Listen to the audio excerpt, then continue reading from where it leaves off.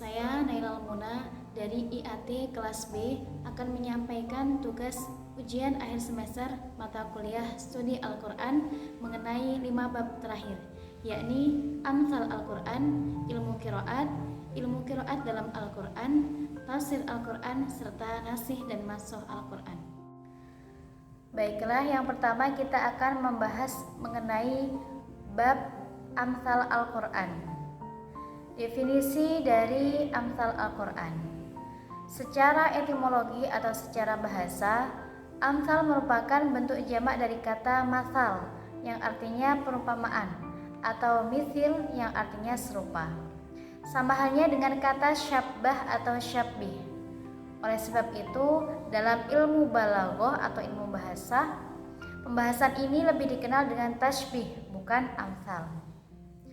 Sedangkan secara terminologi atau secara istilah, dari beberapa pendapat para ulama dapat disimpulkan bahwa Amsal Al-Quran adalah menunjukkan sesuatu yang ada dalam pikiran atau abstrak dengan penggambaran sesuatu yang dapat diindrakan atau konkret melalui pengungkapan yang indah, baik dengan jalan tasbih, isti'arah maupun kinayah.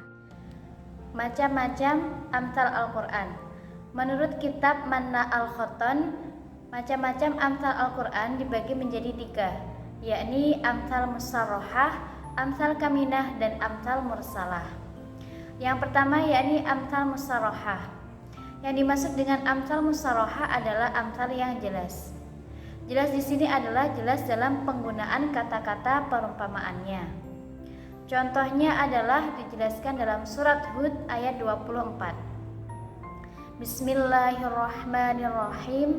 Mathalul fariqaini kal a'ma wal asammi wal basiri was sami' hal yastawiyani mathala afala tadakkarun. Artinya, perbandingan kedua golongan itu, orang-orang kafir dan orang-orang mukmin adalah seperti orang buta dan tuli dengan orang yang dapat melihat dan dapat mendengar. Adakah kedua golongan itu sama keadaan dan sifatnya? Maka tidakkah kamu mengambil pelajaran dari perbandingan itu? Di dalam surat ini dijelaskan perumpamaan bagi orang kafir seperti orang buta dan tuli, sedangkan orang yang beriman atau orang mukmin adalah seperti orang yang dapat melihat dan dapat mendengar. Selanjutnya yakni bab kedua mengenai ilmu qiraat. Di sini ada 7 bahasan pokok, yakni pengertian dari ilmu qiraat, perbedaan qiraat dengan Al-Quran, macam-macam qiraat, sumber qiraat, sejarah perkembangan ilmu qiraat, sebab munculnya perbedaan qiraat, dan hikmah perbedaan qiraat. Yang pertama yakni pengertian ilmu qiraat. Secara etimologi atau secara bahasa, lafadz qiraat merupakan bentuk masdar dari akar kata qara'a yaqra'u qira'atan wa qur'anan yang artinya bacaan. Sedangkan secara istilah ada beberapa pendapat para ulama yang dalam hal ini dapat kita pahami bahwa ilmu qiraat adalah ilmu yang menjelaskan cara-cara mengucapkan lafaz-lafaz Al-Quran sebagaimana yang diucapkan oleh Nabi Muhammad SAW atau yang diucapkan oleh para sahabat di hadapan Nabi, kemudian beliau mentakrirkannya.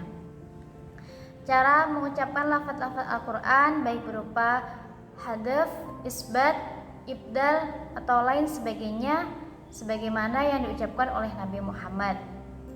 Qiraat Al-Quran dapat diperoleh berdasarkan periwayatan dari Nabi Muhammad kemudian sampai kepada imam-imam qiraat. Qiraat Al-Quran ada kalanya memiliki satu versi qiraat saja dan ada pula yang memiliki beberapa versi qiraat yang biasa kita sebut dengan ilmu qiraat. Selanjutnya ada beberapa istilah-istilah dalam ilmu qiraah. Yang pertama ada istilah qiraah, yakni bacaan yang dinisbahkan kepada salah seorang imam qiraat seperti qiraat Imam Asyim, qiraat Imam Nafi'. Yang kedua, ada istilah ar-riwayah, yaitu apabila qiraat Al-Quran dinisbahkan kepada salah seorang perawi qiraah imamnya, seperti qiraah qalun dari Nafi', sehingga menjadi qiraah Imam Qalun an-Nafi'.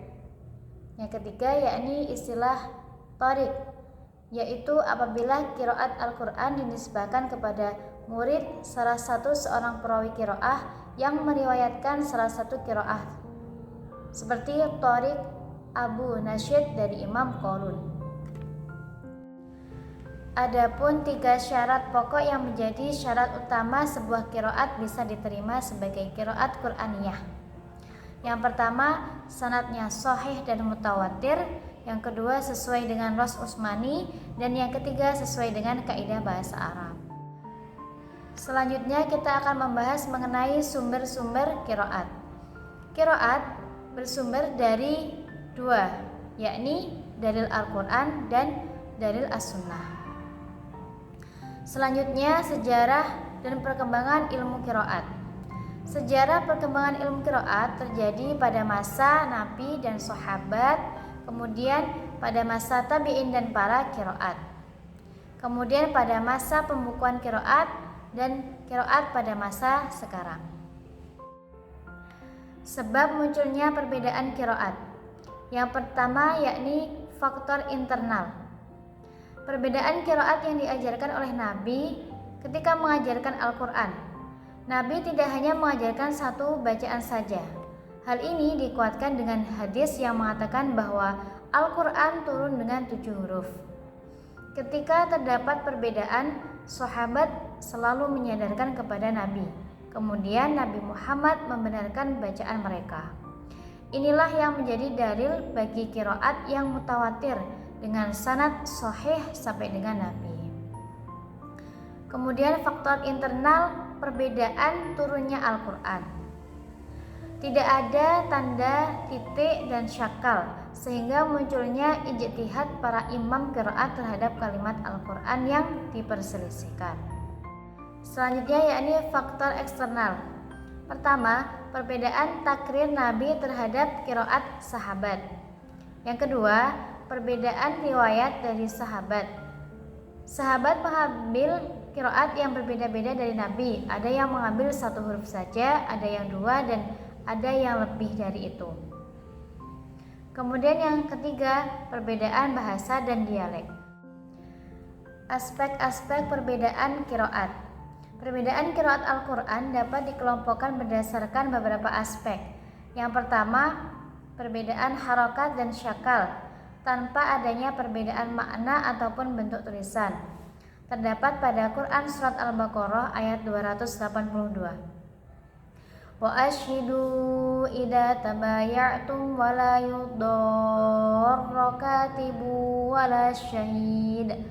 Wa la yudarra bisa dibaca wa la yudarru tanpa merubah makna ataupun tulisannya. Yang kedua, perbedaan harokat dan syakal yang berimplikasi terhadap perbedaan makna, namun tulisannya tetap. Fatalaqa Adamu min rabbih kalimatin fataba alaihi. Kemudian Adam menerima beberapa kalimat dari Tuhannya. Dapat dibaca Fatalaqa Adamu min rabbih kalimatun fataba alaihi.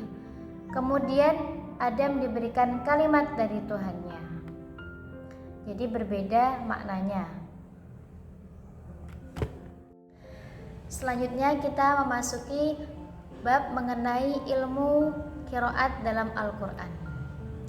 Al-Quran adalah kitab suci pedoman umat Islam sebagai petunjuk dan peringatan.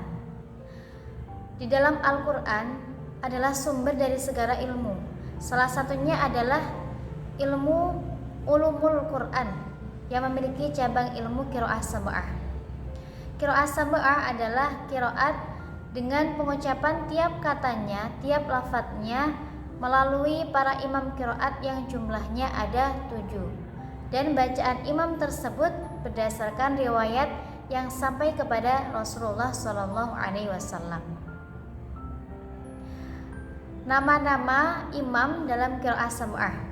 Yang pertama yakni Imam Nafi' Al-Madani, Imam Ibnu Katsir, Imam Abu Amr Al-Basri, Imam Ibnu Amir Asy-Syami, Imam Asim Al-Kufi, Imam Hamzah Al-Kufi, Imam Al-Kisai Al-Kufi. Perbedaan antara qiraat sab'ah dengan ilmu yang lainnya. Perbedaannya adalah para mujtahid ilmu fikih memilih pendapat yang paling tepat menurutnya serta meninggalkan pendapat yang kurang tepat menurutnya. Contohnya, Imam Syafi'i berbeda pendapat dengan Imam Maliki sebagai gurunya. Karena pendapat yang paling tepat menurut Imam Syafi'i berbeda dengan pendapat yang paling tepat menurut Imam Maliki. Sedangkan para pendiri qiraat sab'ah memilih dan memilah bacaan yang paling masyhur yang dipakai oleh guru-gurunya. Seluruh guru-guru para pendiri qiraat sab'ah bersambung sanad bacaannya kepada Rasulullah Shallallahu Alaihi Wasallam. Oleh karena itu, para pendiri qiraat sab'ah hanya memilih di antara seluruh bacaan yang bersanad dengan Rasulullah Shallallahu Alaihi Wasallam. Selanjutnya kita akan membahas mengenai bab tafsir Al-Quran. Secara bahasa, kata tafsir diambil dari bahasa Arab, yakni fassara yufassiru tafsiron, artinya penjelasan, pengungkapan, penjabaran, dan menjelaskan makna yang abstrak. Sedangkan pengertiannya secara istilah, tafsir adalah menjelaskan makna ayat Al-Quran, konteks cerita, dan alasan diturunkannya ayat tersebut dengan lafadz yang menunjukkan kepada makna yang dhahir. Selanjutnya adalah persamaan dan perbedaan antara tafsir, ta'wil, dan terjemah. Persamaan antara tafsir, ta'wil, dan terjemah adalah ketiganya menerangkan makna ayat-ayat Al-Quran dan ketiganya sebagai sarana untuk memahami Al-Quran. Sedangkan perbedaan antara tafsir, ta'wil, dan terjemah adalah tafsir menerangkan dan menjelaskan makna ayat yang lebih luas, lengkap dengan penjelasan hukum-hukum dan hikmah yang dapat diambil dari ayat tersebut, dan seringkali disertai dengan kesimpulan kandungan ayat-ayat tersebut. Ta'wil adalah berupaya memahami teks kepada makna yang dimaksud, yang mungkin secara lahiriah dianggap bertentangan, tetapi bila diartikan sebagaimana makna dasarnya, seperti kata yad, makna dasarnya yakni tangan, akan tetapi ditakwilkan dengan makna kekuasaan. Sedangkan terjemah adalah mengubah kata-kata dari satu bahasa ke bahasa lain tanpa memberikan penjelasan makna yang dimaksud. Perbedaan antara tafsir dan ta'wil. Tafsir pemakaiannya banyak dalam lafadz-lafadz dan mufradat. Sedangkan ta'wil pemakaiannya lebih banyak pada makna-makna dan susunan kalimat. Tafsir jelas diterangkan dalam Al-Quran dan hadis-hadis sahih. Sedangkan ta'wil kebanyakan diistimbatkan oleh para ulama. Tafsir banyak berhubungan dengan riwayat, sedangkan ta'wil banyak berhubungan dengan diroyah atau pengetahuan empiris. Tafsir digunakan dalam ayat-ayat muhkamat, yakni ayat-ayat yang jelas. Sedangkan ta'wil banyak digunakan dalam ayat-ayat mutasyabihat.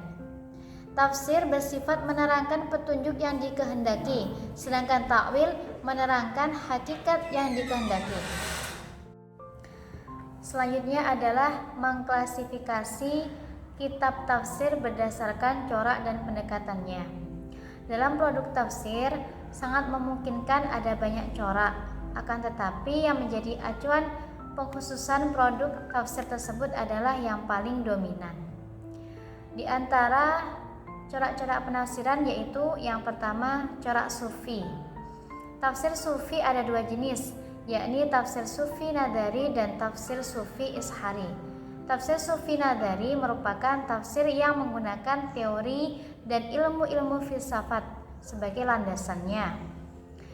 Sedangkan tafsir Sufi Ishari yakni tafsir Sufi yang cara kerjanya dengan menafsirkan teks Al-Quran berdasarkan makna batinnya, berbeda dengan makna lahir dari ayat tersebut. Dan intinya adalah tafsir Sufi ini mengandung makna batin di balik ayat tersebut. Yang kedua adalah corak falsafi.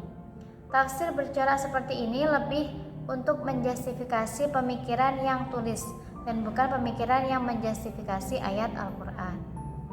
Yang ketiga adalah corak fikhi. Seiring berjalannya waktu, ilmu fikih semakin berkembang pesat sehingga banyak para madhab-madhab fikih yang terbentuk dan berupaya membuktikan kebenaran gagasan pemikirannya dengan didasarkan pada hasil penafsiran mereka terhadap ayat-ayat ahkam. Yang keempat, corak sastra.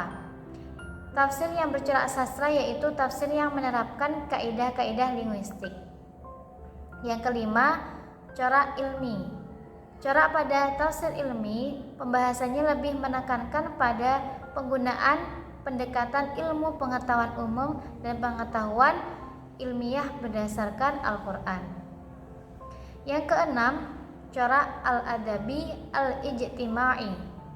Pembahasan pada corak ini menitik beratkan pada problematika atau permasalahan sosial kemasyarakatan. Yang ketujuh adalah corak tarbawi. Tafsir yang membahas tentang eksplorasi ajaran-ajaran Islam sebagai pengembangan acuan dalam mencapai tujuan pendidikan.